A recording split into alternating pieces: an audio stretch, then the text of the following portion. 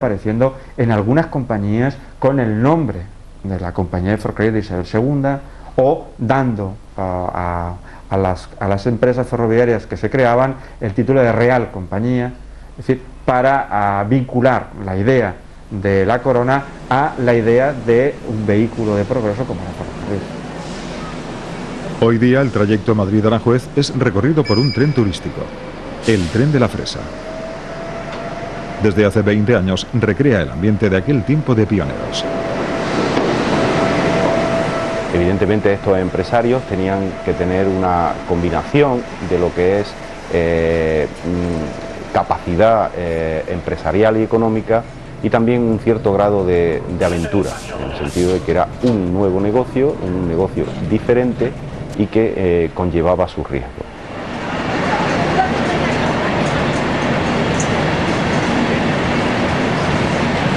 Se trata de empresarios que arriesgan su dinero, pero tratan al mismo tiempo de garantizar que sus riesgos sean mínimos. Es decir, se trata de grandes aventureros al mismo tiempo que grandes emprendedores, pero que buscan precisamente minimizar su riesgo. Para eso, en el contexto de la época, la mayor parte de los financieros, de los grandes empresarios, están siempre muy vinculados al poder político. De modo que el protagonismo político del ferrocarril es muy grande. Estas minorías políticas del siglo XIX, pues corresponden exactamente a la sociedad de la época. Pero generalmente la gente de Valía pues estaba relativamente aislada y la mayoría de los políticos eran muy mediocres y yo creo que también bastante corruptos.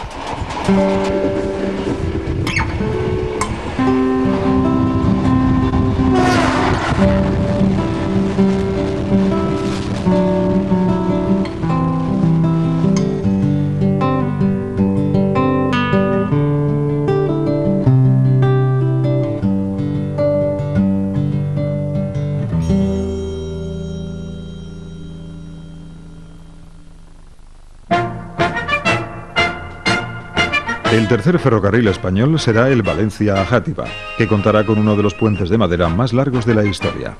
Pronto, en la misma década, comienzan a surgir pequeñas líneas de iniciativa privada, sobre todo en Cataluña.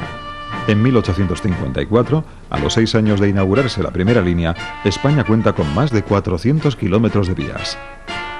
Las inauguraciones de las líneas de ferrocarril son en todos los sitios, en todos los puntos en los que se realizan un acontecimiento de primer orden y provoca la presencia sobre todo de todas las fuerzas políticas y sociales del momento, unas inauguraciones llenas de gran boato, en la cual suele aparecer en muchos casos la familia real, aparecen también los diferentes jefes políticos, posteriormente gobernadores civiles, la presencia de la institución eclesiástica, de los representantes militares y por supuesto de un abigarrado tropel de personas, ciudadanos que quieren ver ese acontecimiento en primera línea. El gobierno liberal del general Espartero promulga la Ley General de Ferrocarriles en 1855, ley que da facilidades al capital extranjero para la construcción de itinerarios. Nacen las grandes compañías ferroviarias, que gestionarán los trenes españoles durante 80 años, de la mano de la banca internacional de los Rothschild y Pereire.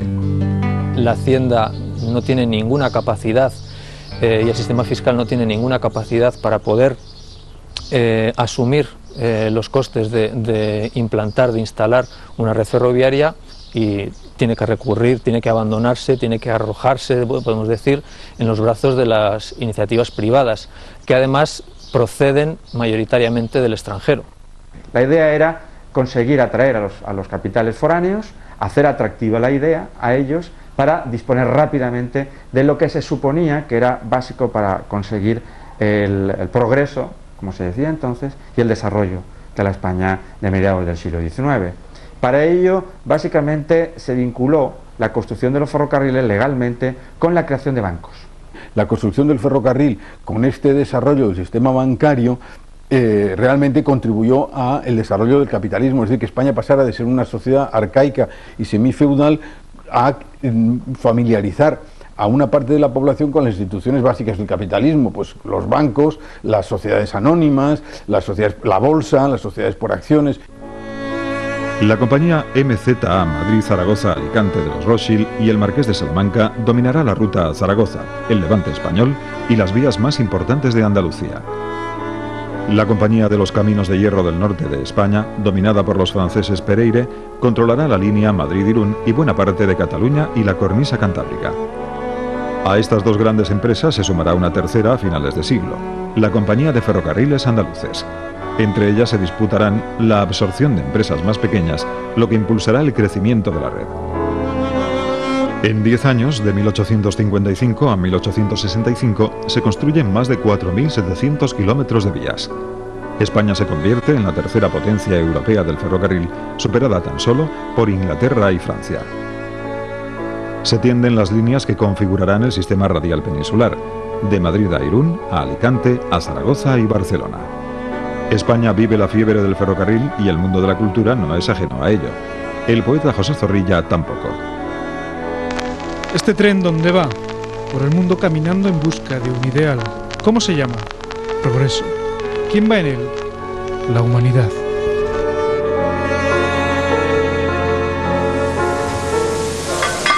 Cenicero limpio. Vale. Un optimismo que, sin embargo, no compartían otros autores como el novelista José Pereda. Y al propio Vástago, pues, Caminos de hierro, vapores, aventuras de loco, calaveradas de gente levantisca que tiene poco que perder y quiere probar fortuna con caudales de incautos. Una de las revoluciones más importantes que se han hecho desde luego en los últimos 200 años es la aparición del ferrocarril. Es decir, es una revolución en cuanto al sistema de vida de las personas, porque el 95% de las personas hace 150 años nacían y morían en el mismo lugar. No tenían ninguna posibilidad de desplazarse si no era pues con medios animales o caminando, lo cual pues hacía muy complejo que la mayoría de las personas se desplazaran y conocieran otras formas de vivir y otras formas de hacer.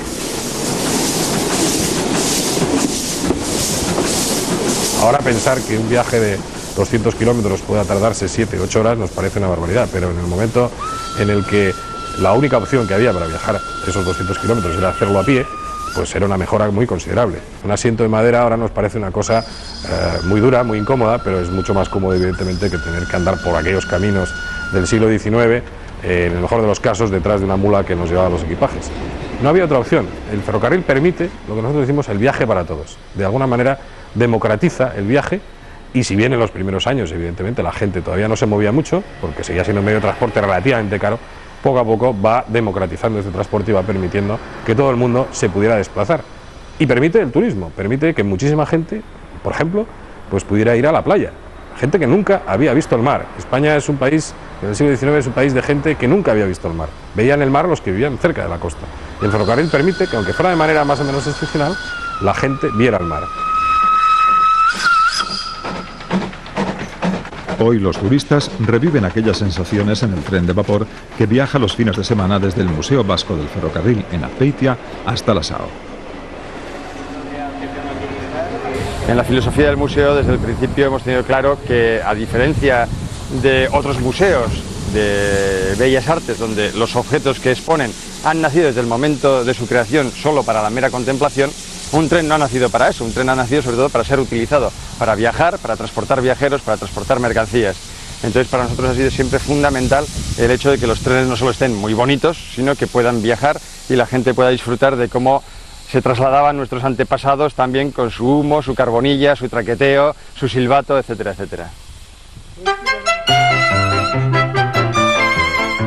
Aunque los viajeros de hoy no sufren las condiciones de viaje de entonces. En el siglo XIX, los coches van iluminados con candiles de aceite y carecen de calefacción y servicios higiénicos. Los vagones de pasajeros se dividen en departamentos y no tienen pasillo interior. El revisor se desplaza de uno a otro por el estribo exterior con el tren en marcha, lo que provocará no pocos accidentes. Sin embargo, las ventajas son más que los inconvenientes. Vagones de madera, sobre todo, remolcados por máquinas de vapor o locomotoras de vapor, bueno, porque estaban empezando a desarrollarse tecnológicamente, pero funcionaban bien, es decir, eran trenes capaces de prestar el servicio en un tiempo razonable, con bastante seguridad, con rapidez para lo que era el momento, y bueno, pues eran artilugios que funcionaban bien, estaban, en definitiva, era la tecnología punta del momento. En pocos años, las vías españolas se han poblado de locomotoras potentes, capaces de vencer los desniveles de la orografía peninsular. Abundan las máquinas de 3 y 4 ejes motrices, con una gran tracción y un corto radio de giro. El mantenimiento de estas